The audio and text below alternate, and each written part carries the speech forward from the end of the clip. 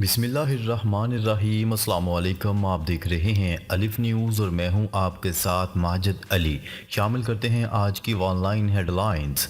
غزہ، لبنان اور شام پر اسرائیلی فوج کے حملوں میں مزید 150 شہری شہید ہو گئے۔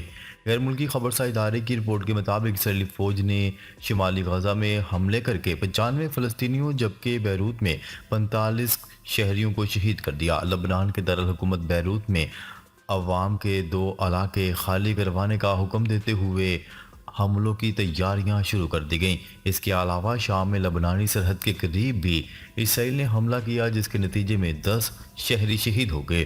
دوسری جانب جمعرات کو حزب اللہ نے شمالی اسرائیل پر راکٹ حملے کیے جس کے نتیجے میں 7 افراد ہلاک ہوئے۔ سعودی عرب کا غزہ اور لبنان میں جنگ بندی کی کوششوں کی حمایت کا اعلان۔ سعودی عرب کا کہنا ہے کہ وہ غزہ اور لبنان میں جنگ بندی کی کوششوں کی حمایت کرتا ہے۔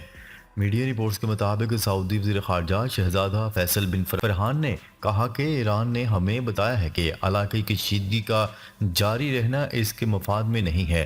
انہوں نے اپنے ایرانی ہم منصب عباس اراغچی کو خطے میں کسی بھی قسم کی کشیدگی سے بچنے کی ضرورت پر زور دیا۔ انہوں نے کہا کہ ایران کے ساتھ بات چیت کا مقصد اس بات کو یقینی بنانا ہے کہ تعلقات درست راستے پر چلیں۔ انہوں نے کہا ایران اسرائیل کے ساتھ کشیدگی کو روکنے کی طرف بڑھ رہے ہیں۔ حزب اللہ کے راکٹ حملے میں 5 اسرائیلی ہلاک۔ لبنان کی مزاحمتی تنظیم حزب اللہ نے اسرائیل پر راکٹ حملے کیے ہیں جس کے باعث 5 افراد ہلاک جبکہ 1 کے زخمی ہونے کی اطلاعات ہے۔ بین الاقوامی خبرساں ادارے کی رپورٹ کے مطابق حزب اللہ نے راکٹ حملہ شمالی سرحد کے قریب کے علاقے میں کیا جس میں 5 افراد ہلاک اور 1 شدید زخمی ہو گیا۔ رپورٹ کے مطابق راکٹ حملے میں مرنے والوں میں 1 اسرائیلی شہری تھا جبکہ باقی 4 غیر ملکی شہری تھے، جبکہ زخمی شخص کی حالت انتہائی تشویشناک بتائی جا رہی ہے۔ اس سے قبل امریکی میڈیا نے دعویٰ کیا تھا کہ ایران ممکنہ طور پر 5 نومبر کو امریکی انتخابات سے قبل اسرائیل پر جوابی حملہ کرے گا۔ ایرانی حملوں کا خوف، نیتن یاہو کا بیٹے کی شادی مؤخر کرنے پر غور۔ ایران اور حزب اللہ کے حملے کے خطرے کے پیش نظر اسرائیلی وزیراعظم نیتن یاہو نے اپنے بیٹے کی شادی مؤخر کرنے پر غور شروع کر دیا۔ غیر ملکی خبرساں ادارے کی رپورٹ کے مطابق اسرائیلی وزیراعظم کے بیٹے کی شادی 26 نومبر کو تل ابیب کے ایک فارم ہاؤس میں ہونی ہے۔ تاہم اطلاعات ہیں کہ اسرائیلی وزیراعظم نے اپنے ساتھیوں کو بتایا ہے کہ مقررہ دن پر بیٹے کی شادی کی تقریب منعقد کرنے سے شرکاء کی سلامتی خطرے میں پڑ سکتی ہے۔ اسرائیلی وزیراعظم کے دفتر کی جانب سے اس رپورٹ پر کوئی رد عمل نہیں دیا گیا۔ واضح ہے کہ حزب اللہ نے 19 اکتوبر کو ڈرون حملہ کیا تھا جس میں ایرانی وزیراعظم نیتن یاہو کی نجی رہائش گاہ کو نشانہ بنایا گیا تھا جو سیدھا اسرائیلی وزیراعظم کے بیڈ روم کی کھڑکی کو جا کر لگا تھا۔ عراقی استقامت کا اسرائیل میں ایک اہم ہدف پر ڈرون حملہ۔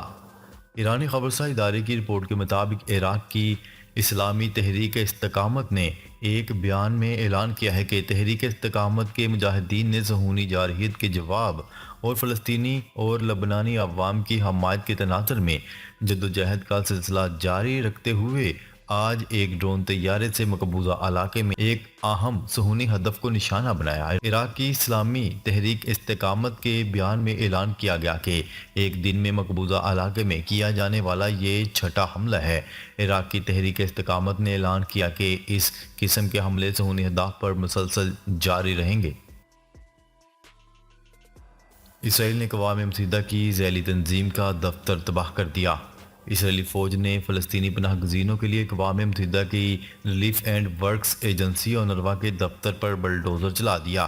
العربیہ کی رپورٹ کے مطابق فلسطینی پناہ گزینوں کے لیے اقوام متحدہ کی ریلیف اینڈ ورکس ایجنسی اونروا کے کمشنر فلپ لازارینی نے کہا کہ جمعرات کو اسرائیلی بلڈوزر نے مغربی کنارے کے نور شمس کیمپ میں ایجنسی کے دفتر کو بلڈوزر کی مدد سے نقصان پہنچایا۔ لازارینی نے اس حوالے سے سماجی رابطوں کی website X platform پر ایک پوسٹ کی جس میں بتایا گیا کہ اسرائیلی فوج کی کارروائی سے ان کے دفتر کو شدید نقصان پہنچا اور یہ اب استعمال کے قابل نہیں رہا۔ دوسری جانب اسرائیلی فوج نے اس کی تردید کرتے ہوئے الٹا اس کی تباہی کی ذمہ داری اونروا انتظامیہ پر عائد کر دی۔ یحییٰ سنوار کا حماس قیادت کے نام آخری پیغام سامنے آ گیا۔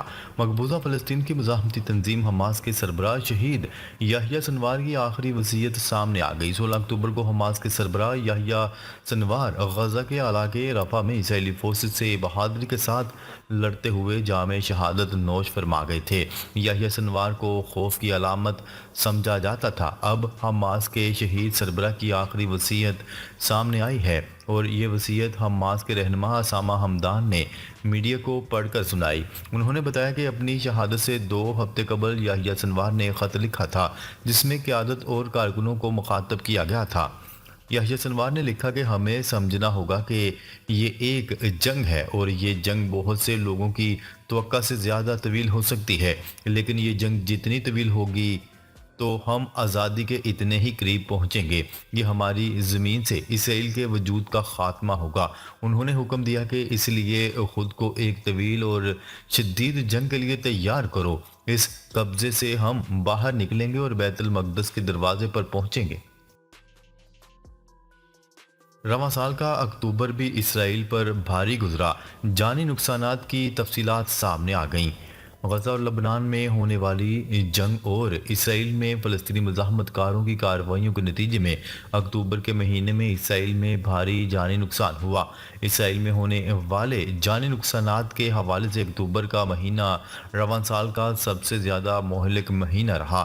اسرائیلی میڈیا کی رپورٹ کے مطابق جنوبی لبنان میں جاری زمینی آپریشن میں گزشتہ ایک ماہ کے دوران 37 اسرائیلی فوجی مارے گئے۔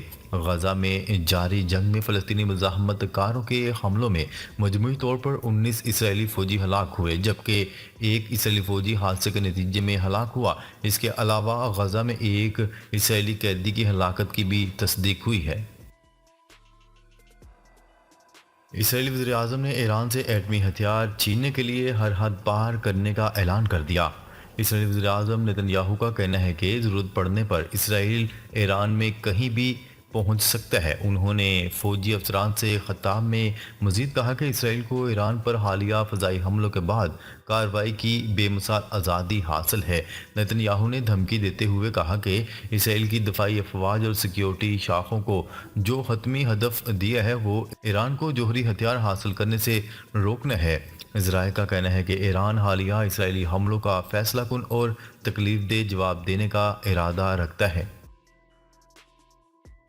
سعودی امدادی ایجنسی کی طرف سے یوکرین کے لیے $10.4 ملین کے امدادی معاہدے پر دستخط۔ سعودی امدادی ایجنسی کے ایس ریلیف نے اقوام متحدہ کے ہائی کمشنر برائے مہاجرین کے ساتھ $10.4 ملین سے زیادہ مالیت کے ایک بڑے معاہدے پر دستخط کیے ہیں جس کا مقصد یوکرین میں انسانی بحران سے متاثرہ اندرونی طور پر بے گھر افراد کو پناہ دینا ہے۔ ایرانی سپریم لیڈر آیت اللہ خامنائی کا اسرائیل پر سب سے بڑے حملے کا حکم۔ امریکی میڈیا نے دعویٰ کیا ہے کہ ایرانی سپریم لیڈر آیت اللہ خامنائی نے اسرائیل پر حملے کی تیاری کا حکم دے دیا۔ میڈیا رپورٹ کے مطابق امریکی اخبار نے دعویٰ کیا ہے کہ کارروائی کا حکم اسرائیلی حملوں میں نقصانات کی بریفنگ کے بعد دیا گیا۔